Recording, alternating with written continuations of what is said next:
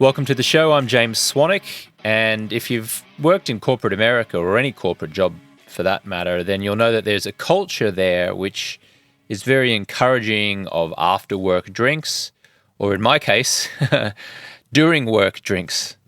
You'll hear me share a story in just a moment in this upcoming conversation when I was living in London and I had a lengthy shift, and all of the workers would take a break halfway through the shift, go to the pub, drink for an hour and a half, and then go back to work. And I remember going back to work going, what is going on? I'm so tired and sleepy here. How could anyone do quality work?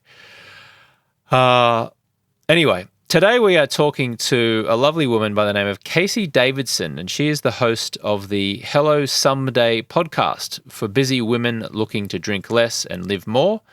And Casey is also a life and sobriety coach. She's based in Seattle, Washington. And Casey used to work at L'Oreal, the very famous, I guess you call them a beauty products company, wouldn't you? And Casey's about to share the cultural experience there of having people encourage you to drink, etc., and what happened and how her L'Oreal co-workers treated her when she stopped drinking. Because I guess a big fear for many people is, what are people going to think if I tell them that I'm not drinking, or they realize I'm not drinking? Are they going to chastise me? Are they going to accuse me? Are they going to support me? Well, find out what Casey's former L'Oreal co-workers did when she announced that she was alcohol-free. And another thing to really think about in this upcoming conversation, if you are flirting with the idea of stopping drinking, is to really look at maybe you go for more than 30 days. Why would you do 30 days if you could do 90 days, for example? So we do talk about that, Casey and I, about the benefits of course, doing 30 days, because that gives you a glimpse of being alcohol-free, but then the potential cons of only going 30 days, because the danger, of course, is that you get to 30 days and you want to go and celebrate by drinking alcohol again. So how long should you really take? What's the sweet spot? All will be revealed in this upcoming conversation. Here we go. This is Casey Davidson, host of the Hello Someday podcast. What was her life like at L'Oreal? So what was the corporate culture like around drinking, I guess, when you worked at L'Oreal? Yeah, I mean, I think in almost every business environment I'd been in throughout my whole career, drinking was a big part of it. I'd worked at Fortune 500 companies and at small startups. And in all of them, drinking was the way you bonded with your colleagues and the way you relaxed and got to know the higher ups within the organization. I went on a lot of business trips. When I worked at L'Oreal, I live in Seattle, Washington, and there were, lots of corporate presentations in New York. And so we would fly to New York and we would stay in beautiful hotels and have dinner with the New York crew that we worked with and go out to the bars and then go into big presentations the next day. And so it became very much part of my life and the way I interacted at work to drink wine, to go out to bars, to, cheers, all that kind of stuff. Yeah, it's so prevalent, isn't it? I remember when I was when I was first in the workforce back in the 90s, and then later on in the early 2000s when I was in London. But in the early 90s, I was in Brisbane, Australia, and I was actually a newspaper reporter for a paper called the Courier Mail, which is a broadsheet paper. And it was amazing. As soon as Wednesday night hit around, people were always saying, hey, let's go down and meet at the Jubilee Tavern, which was a famous pub down there. And Wednesday night, you might get a handful of people, but Thursday night, you got a lot of people. And then Friday night, it was the entire newsroom was there, it seemed, and people would be drinking heavily and consistently. And then I remember in the newspaper business, again, I was living in London in 1999. I actually worked at the now defunct News of the World in the sports section, just sub-editing some of the sports stories. And my shift would start at 12 and finish at 9.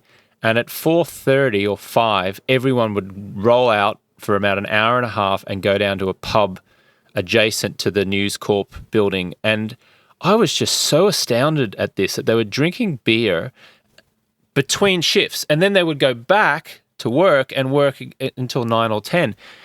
Did you see much of that, like drinking while working? Yeah. I mean, when I was at startups, because I moved to Seattle right during sort of the dot-com boom and before the bust. And when startups were recruiting talent, a big part of the draw was the idea that this was fun, this was exciting. They used to get all the new hires to go get beer runs on Thursdays at like 4 p.m. and bring back beer and take it from desk to desk. We always had a stocked fridge with alcohol in it. And it wasn't weird at all to open a beer and sit at your desk while you were working. And I mean, I think when I was going up through the ranks, it was just common. Like if you had a bad day, I worked at Getty Images, which is a big global photography company. And we had a bar right next door. And that's where we would go, over lunch or in the afternoon if we were having a bad day at work with our colleagues, or if we had heard rumors of a reorganization or an acquisition. That was kind of where we got privacy to talk, at the bar. Yeah. And so how did you escape the matrix of this ultimately? Yeah. I mean, I think that in my mind, drinking was a big part of my identity. I was in the corporate world for 20 years. And every company I went to, it was how I bonded with colleagues. I was a big drinker. So I was always the one suggesting that we go to happy hour, both before and after I had my children. And I would look at business trips as sort of a chance to let loose, a chance to, go out to dinner. You're staying in a hotel. You can do whatever you want. After, that number of years, I realized for a long time that I was drinking more than I wanted to. I was trying to cut back or moderate or decide which days of the week I was going to drink. I definitely was the girl who had wine every single night. And that really wasn't working. And what actually pushed me over the edge to decide to be alcohol free was that my anxiety was getting really bad at work. I was really stressed out. I felt like every strategy change, every new requirement would break me. And my life was really busy. I had 2 young kids. I was married. I had a big job. And it just got to the point where I was a little bit worried about my mental health because I was drinking so much. And I decided to hire a sober coach. I'm a sober coach now because I didn't want to go sort of the traditional 12-step route. I wanted something that was like positive and empowering and felt like I was making a really positive health choice for my life. And yet it was something that was really hard to do on my own. So I hired a sober coach. In the beginning, I only was going for 100 days alcohol free. I wanted to see how that felt. And I realized after I got to, my first month and my second month, that I felt so much better, not only physically, meaning I was no longer having hangovers. I was finally losing weight. I was getting up for my workouts and had more endurance, but also mentally, I was more optimistic. I was able to handle the inevitable shifts of business in a much more positive way. Things didn't stress me out. And my husband said that, our home life was just much more peaceful. I sort of, things didn't set me off or overwhelm me quite as often. Mm. How much weight did you lose during those 100 days? I actually, it's not the same for everyone, but I lost 40 pounds in my first 6 months. So it was dramatic. I also, hadn't run a 10K in 6 years, and I ran a 10K in my 3rd month alcohol free. It was just, I could see immediately how much better my life was and how much more confident I was without drinking red wine, despite the fact that that was what everyone else did. I just felt so much better. And everybody was like, oh my God, what are you doing? When they were saying, "Oh my God, what are you doing?" were they doing it in a way that was judgmental, or were they supportive, surprisingly supportive, or were they accusatory? Like, what was the energy? Definitely not accusatory. And I think it made a big difference in terms of how I approached it. So I was not secretive at all about what I was doing. And that was because there was literally no person who would not notice that I was not drinking, right? I was a big drinker. And so I never went out to happy hour and didn't choose to order red wine. You know what I mean? Like, it wasn't going to fly under the radar. I wasn't the girl who was like, oh, no, thanks tonight. So I told everyone, like, hey, I'm doing this health challenge. I am going to not drink for 100 days in the same way. I mean, at L'Oreal, it was heavily female dominated, and health and wellness, less health and wellness and more the way you looked was very, very important. People got really dressed up to go to the office, and all the women there, talked about the juice cleanse they were on, or the fact that they were, doing Whole30, or like what the latest skincare treatment was. So when I started losing weight pretty dramatically, lots of the people I worked with were like, oh my God, you look amazing. What's going on? And I said, I'm doing this 100-day challenge without alcohol. I cut it out and I feel so much better and I have more energy. And this is fantastic. I actually inspired my boss to stop drinking for 30 days and a few other people. They were like, all right, I'm going to do that too. Wow. So other people were inspired by that. And rather Yes. than being, judgmental about it, they were excited about hearing from you. And I think that the way I said it was so positive. And I told my morning workout group, I told my husband that it's not that I hadn't tried to do that before. It was just the first time that I kept with it, but also that I was really open about the fact that I was not drinking for a longer period of time. So at work, trust me, they were like, hey, let's go, get this bottle of wine for when you're on day 101. And, we would come into the office after a particularly great, sales day, and there would be bottles of champagne on everyone's desk who was on a particular project. So I would just take the champagne and take it over to someone else who wasn't on the team, but who had also contributed, and just say, hey, I'm not drinking right now. I'm doing a health challenge. Why don't you take this home and celebrate with your husband? And so it was just really positive. They kept being like, okay, on day 101, we're going to go do X. Or if I was declining to drink at a particular restaurant, they would be like, all right, we have to come back here. But the way I did it was I kind of eased myself and everybody else into it, so that when I got to day 100, I just said, you know what? I feel so much better. I want to see how great I feel at 6 months. And once I got to 6 months, I said, I want to do a full year alcohol free. It wasn't until I got a year alcohol free, I was like, you know what? I think I'm done. I think I'm done drinking. And I felt like, for me at least, that really worked.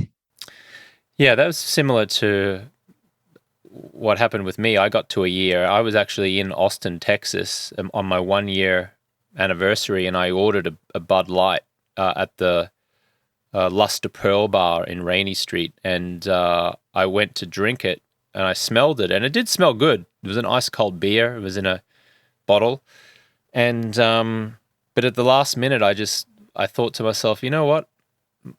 My life the last year has been just about as good as it could have been. All these amazing things have happened. I think I'm just going to keep going. So I actually handed the drink back and paid for it, obviously, but then I ordered a soda water, ice, and a piece of lime, and I literally haven't drunk alcohol since then. Well, actually, since a year before that 1 year anniversary. Yeah. So I stopped in 2010, and that story about where I was back for the 1 year was in 2011. But I wasn't really sure what was going to happen when I stopped. I thought, I'm definitely going to stop for 30 days and see what happens, but I didn't know I was going to go 12 years. Yeah. Sounds like you didn't know that either. How long is it? Yeah. Yeah. So I stopped drinking. I became alcohol free 6.5 years ago. Nice. I was just about 40 years old when I decided that I didn't need alcohol in my life anymore. And I think one of the things that helped me when I finally gave it up was I had had periods of time where I had been alcohol free. And then I had decided, hey, it's no big deal. I'm going to moderate. I'll drink every once in a while. The fact that I felt bad after I was drinking and decided I needed to stop was situational. I told myself it was related to this job and this boss and this stress. And when I'd done that a few times, when I felt that badly again, sort of overwhelmed and anxious and less optimistic and all of that, I knew that it was the alcohol, which, now we both know all of the negative impacts it has on your physical health, your mental health, your emotional health, your relationships. But I did enough experimentation that I was like, okay, I know that if I keep drinking, I will get to this low point again. And it's because of the alcohol. And so that last time when I got to 100 days and 6 months and a year, I knew that if I decided to, like you, just have a drink at a bar, that it would bring me back to that negative place. There was no sort of life self-improvement upside from drinking for me. I knew that. Yeah. So what advice would you give to someone then who, here's what I get a lot of: people don't trust themselves enough to start the process because they've started the process previously and they say, I'm going to quit, I'm going to stop. And they do for about 7 days or 14 days or even 30 days. Yeah. And then, we've got this sober October, dry January, and they're all terrific. They're great because it increases the awareness and it gives people a glimpse of how it feels. But my criticism of it, if there is any, is it makes it only 30 days. And then there's this inference that once you hit 30 days, you're going to feel like you're escaping from the prison that you've been in. And now all of a sudden you'll be free to drink attractively packaged poison. Yeah. So, yeah, I think, what advice would you have for someone who's doubting themselves as to whether they can really do that and still encourage them to actually start the process and stick with it? What I always think is if you believe that your life will be better alcohol free and you've tried before and you haven't been able to make it stick, all that means is that you don't have enough support yet. Just keep adding layers of support, whether it's your program or an online group or a coach or whatever it is, until you get the right amount of support and the right amount of social messages in your life and glimpses of different strategies to deal with celebrations and tough days at the office and everything else, to where you keep going. It's not unusual at all to get to 7 days or 14 days and decide to drink again. And that's because you're in physical withdrawal, right? The substance is working as designed to make you want to drink. So you come back to baseline. Once you get past those first 2 weeks or 3 weeks, it gets so much better. Your cravings get less, they get longer in between them. You start to physically feel better. And the important thing is just to have sustained support through those early weeks and early months so that you feel really good about what you're doing. And I completely agree with you on those 30-day challenges. I think they're great in that they make it socially acceptable and community driven to take 30 days off alcohol. But what I found is that for the first 2 weeks, you are going through the really tough withdrawal time and breaking that habit of drinking and feeling low. But then in the next 2 weeks, you're basically counting down the days till you can drink again, right? So your reward at the end of the period of time without drinking is to drink. And so that sort of positioned it so you're just kind of white knuckling it. You're just holding on through willpower so that you can hit your goal. And I think that a longer period of time without alcohol lets you kind of settle in and enjoy life alcohol free. It's sort of the difference between jumping on a commuter flight from DC to New York, where you like don't even recline your seat. You don't get out a book. You're just like waiting for the flight to be over. They don't bring you a drink, to taking a cross country flight where you like download something to read or a movie to watch. You bring your neck pillow if you're going overnight. You know what I mean? Like you actually take the time to be like, I'm going to enjoy this ride. Yeah. This podcast is sponsored by my eyewear and sleep optimization company, Swanwick. If you suffer eye strain from computer use, you find it challenging to focus and concentrate, your sleep is poor, you have low energy, you're tired and sometimes experience anxiety, then it could be because you're staring into screens all day and night. Swanwick produces stylish blue light blocking glasses to help you sleep better and generate more energy and focus during the day. A Harvard University and University of Washington published study revealed that Swannies wearers reported sleeping 14% better during the night and were 9% more productive during the day. That's huge. Swannies are currently worn as a sleep and performance aid by professional athletes at teams including the Dallas Cowboys, New York Knicks, Manchester United, and many more. They've been featured on media including The Dr. Oz Show, Live with Kelly and Ryan, and The New York Times. I personally designed Swannies back in 2015, and they've now helped almost 200,000 people sleep and perform better. And because you're a listener of the Alcohol Free Lifestyle podcast, you can now get your pair and enjoy 15% off. To get the best blue light blocking glasses on the market, go to swannies.com and enter code JAMES at checkout for 15% off. That's swannies.com and enter code JAMES at checkout for 15% off. Yeah, we interviewed a psychologist and a researcher and published author on the podcast recently, Dr. Anna Lembke, who wrote a book called Dopamine Nation. And when we were interviewing her, it was interesting because she said that she encouraged patients who came to her to take 30 days off alcohol. But she wanted to be clear that when patients were coming to her, they weren't coming to her about alcohol. They were coming to her about mental health or depression or sadness. And she said, as part of the process, I want you to stop drinking for 30 days. And she said she always wants to invite them to stop drinking for considerably longer because she knows that will be that will completely change their life. But when she has asked people to quit for longer, there's too much resistance there. There's like, oh my God, like I can't do that. And so the way that she gets them to begin is by saying, just do 30 days. But then the frustrating part for her is that at the end of the 30 days, many of them will return to drinking, and she can't scold them for it because that was the invitation. I want you to do 30 days. Yeah. And she actually conceded on the call that because I shared with her the results that we've been getting from inviting people to do 90 days. At least 90 days alcohol free.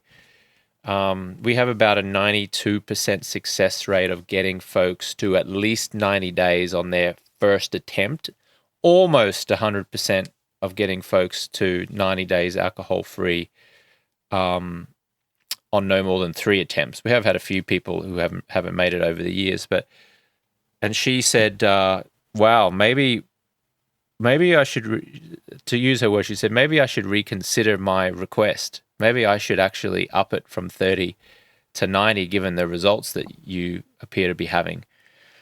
So that was great that I was able to, it felt really good that I was able to sort of challenge her thinking around that while also realizing that this is a very well-trained woman, published author, has studied this, and even she finds it challenging to get human beings to commit to anything more than 30 days. It's kind of astounding, isn't it?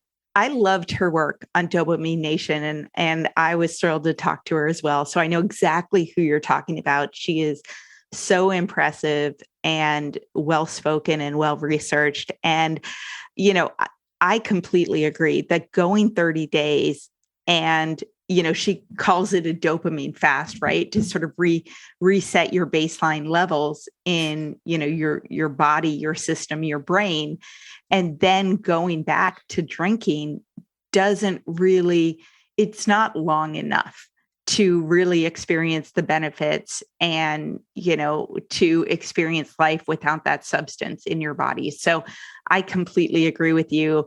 90 days is amazing. I always try for 100 just because that's a great number to celebrate, but anything longer.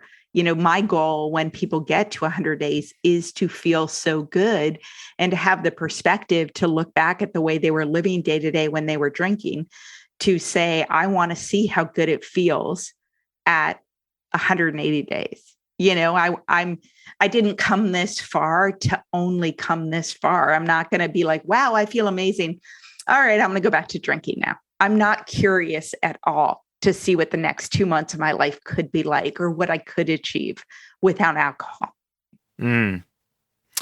Do you have any other vices, or what are your vices currently, if not alcohol? Yeah. I mean, I think everyone has vices, obviously, and it's sort of, they come and go depending on, how you're doing in your life situation. So I definitely have a vice of milk chocolate. Like that is definitely something where I'm just like, oh my God.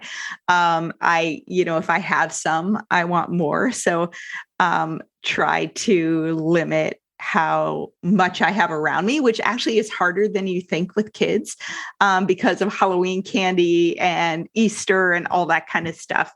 I also have a vice of, binging on Netflix, which really got busy during the pandemic. That was my downtime when we didn't have time to go to the gym and all the other things. So I am trying to counteract that. I used to play guitar a lot before my kids were born. I'm just starting up guitar lessons again next week. I actually have a torn hip labrum. I used to run a lot. I can't anymore. So I'm starting rollerblading and swimming. So trying to schedule into my life other activities, so that I kind of diversify and don't dive too far into my vices. Yeah. Do you what about coffee? What's your relationship with coffee? I have a serious coffee addiction that I so far have been unwilling to kick. I live in Seattle, the home of Starbucks corporate. It is a huge coffee culture here. And I used to work at Starbucks corporate in their online e-commerce group. So I appreciate good coffee. And so I probably have like 3 or 4 cups a day. That's, and people used to say to me at work when I'd be, I just, anxious, whatever. They were like, why don't you cut out coffee? And I was like, dude, I gave up drinking. My life is way better, but like I'm keeping the coffee. Mm-hmm. If you recognize that coffee was compromising your life, it might be easier to give it up. But it sounds like you don't feel like it's compromising your quality of life. No, I don't. I mean, I've heard that. I mean, obviously, that sort of withdrawal from coffee can be similar to withdrawal from any other substance, that you get headaches and you're tired and you feel better and more energy after you're off it. I just haven't gotten there yet. Yeah. Yeah, it's funny. I go on and off with coffee. I didn't drink my first coffee till I was in my mid-30s, and I only then, because I was being polite. I was with someone, and her mother owns a coffee producer. Is a coffee producer in Colombia, and invited me to have a cup of coffee. And I thought it would be rude if I declined. So that was the first time I had coffee.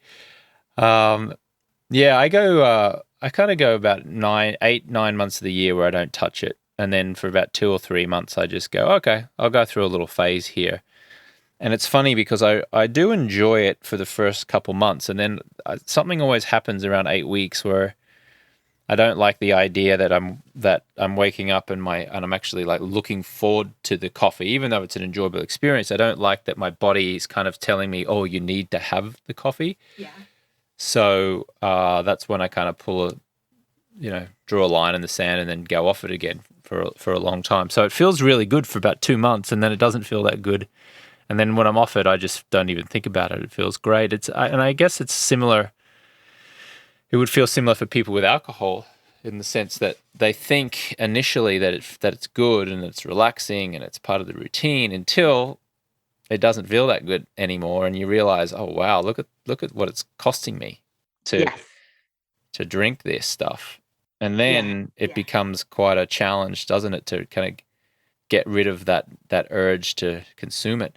Yeah. Although I would say that my relationship with wine was much more problematic, I'd say, than my relationship with coffee, meaning I was leaving work and debating whether I had enough wine at home or whether I needed to had time to run to grab a bottle before I had to pick up my kid at daycare. And, if I was having, a bottle, I wouldn't remember the end of shows I watched, or I would wake up at 3 a.m. with the anxiety. With coffee, it's not quite the same. Like, promise I can pick up my kids after school at daycare and not be like, oh my God, can I do the Starbucks drive-through? Yeah. Yeah, got it. And is there any advice that you would give then to, in particular, busy women who are looking to drink less? And I guess the question is, when I say drink less, would you invite them to drink less or would you invite them to stop? I would invite them to take a longer period of time without alcohol. I think that there is no woman, probably, or man who's gotten to the point where they are seriously asking themselves if they need to reevaluate their relationship with alcohol, who has not tried to moderate or to drink less for years and years and years. And, they may have periods of sort of like trying to be quote unquote good and keep their amount they drink or how often in check. And then periods where they're like, forget it. And then they drink a lot. And what I would say is, if you're trying to drink less and keep it in your life, just on the weekends or just 2 glasses of wine at a time or whatever it is, you are doing the hardest part over and over and over again.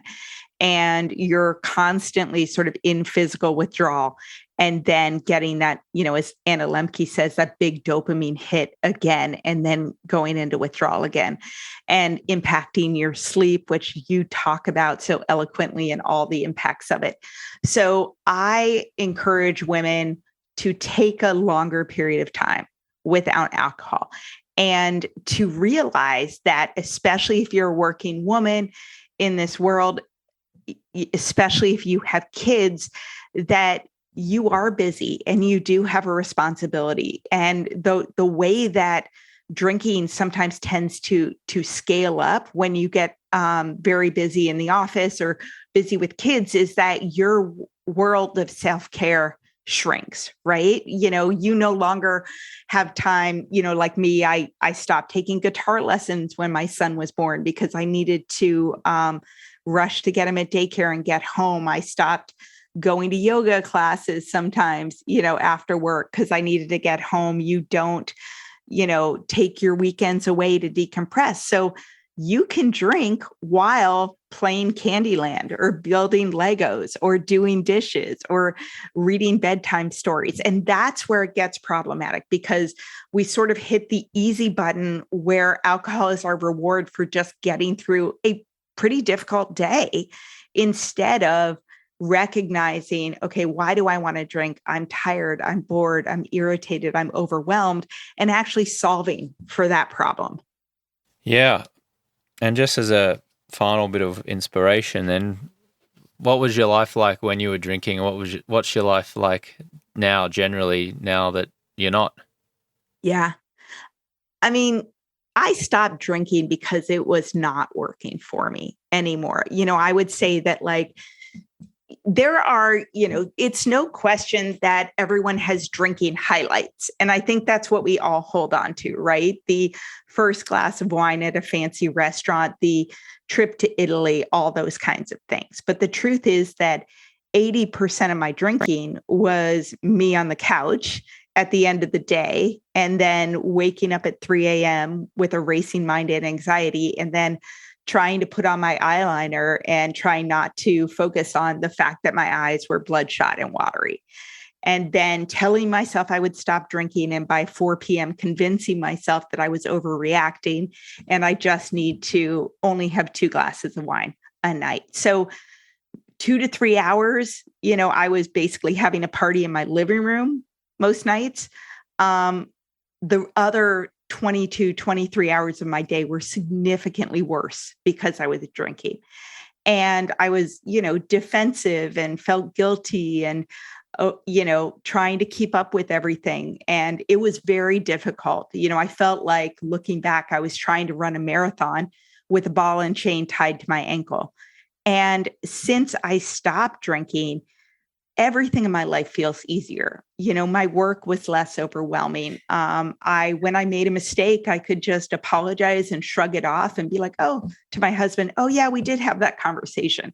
I'm sorry, and just let it go, as opposed to being like, oh my God, pretending that I remembered the conversation because I thought I didn't remember it because I drank too much. Just that feeling that I'm a good mom and I'm a good coworker and I'm competent. I have nothing to hide.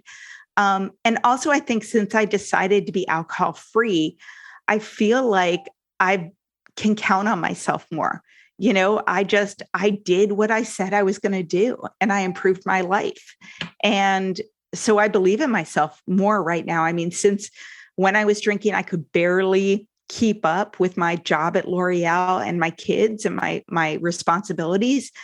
Once I stopped drinking, I was able to go back to coaching school for 9 months and start a business and start a podcast and coach on nights and weekends, while I was still working my full-time job, and then leave corporate and start my own business full-time and become an entrepreneur.